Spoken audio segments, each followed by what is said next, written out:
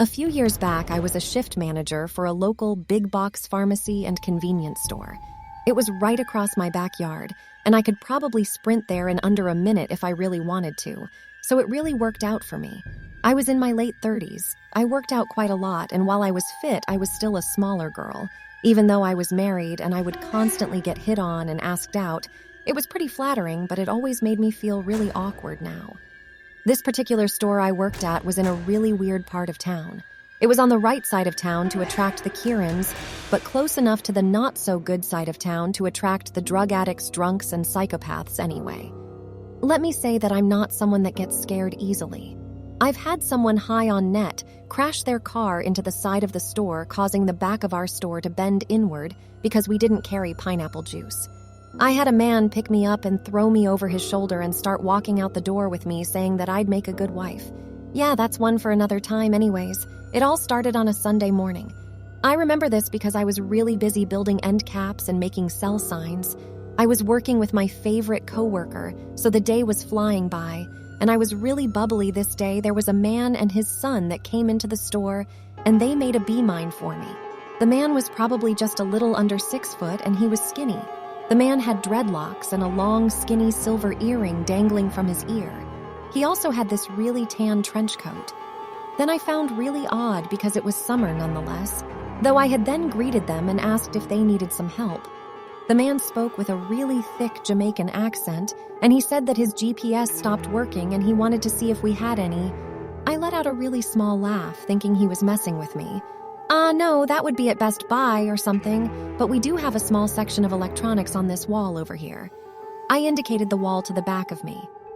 Oh, thanks, he said, taking a look but also keeping his eyes on me. Something about those eyes just really chilled me. He was speaking another language to his son, but I kept going on about my task for the day, and he would call me to help him, asking me questions about chargers and SD cards. I answered them, and then he started telling me how beautiful I was.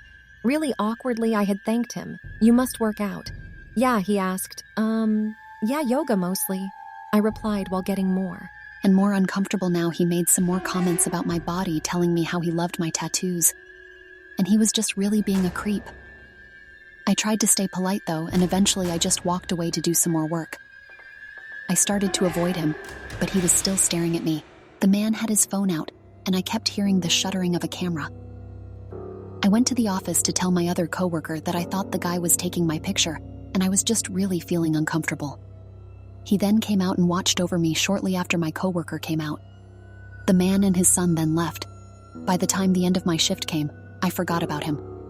A few weeks later, I was up front ringing customers with a different coworker. We were crazy busy that day, but I was the manager on duty after we got the line down. My coworker then handed me an envelope. What's this? I asked her. I don't know. Some man in dreadlocks told me to give it to you. She said I took the envelope and I went into my office with it inside of the envelope for dozens and dozens of pictures of me. My heart sank. I had no idea that these were taken. Most of them were of me in the store while working.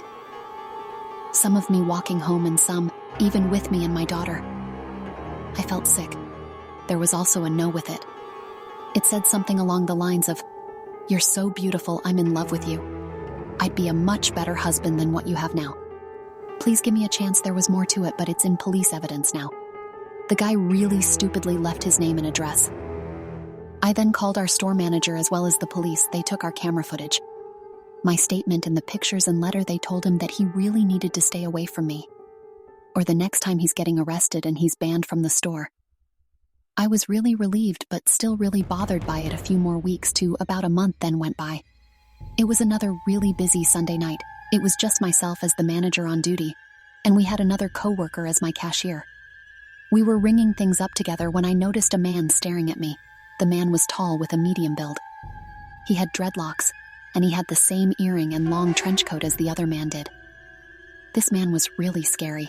His eyes were just cold and really dead and angry. It felt like they were staring right through my soul. He didn't have anything to purchase, just stood and stared. I tried to smile politely at him. Then another wave of customers came. I got lost in helping everyone but didn't see the man anymore. Even when things calmed down, I still didn't see him. I decided to go start facing the back of the store, and I told my coworker to call me if she needed me. As I was back there, I heard that Jamaican accent, and all over. I looked up at the mirror to see that same scary man on the phone. Yeah, she's here now. It's just one other girl here with her. I can grab her when she leaves, no problem. I was absolutely horrified he didn't see me, so I slowly made my way up to the front. I briefly tell my coworker what's going on, and then called the police and store manager. The cops took him away a few days later. A detective came to speak to me. The two men were brothers. They were abducting women and actually using them for human trafficking.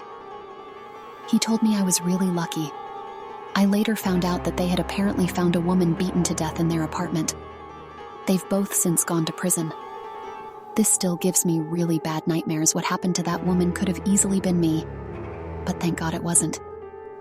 Thank you for watching and see you next time.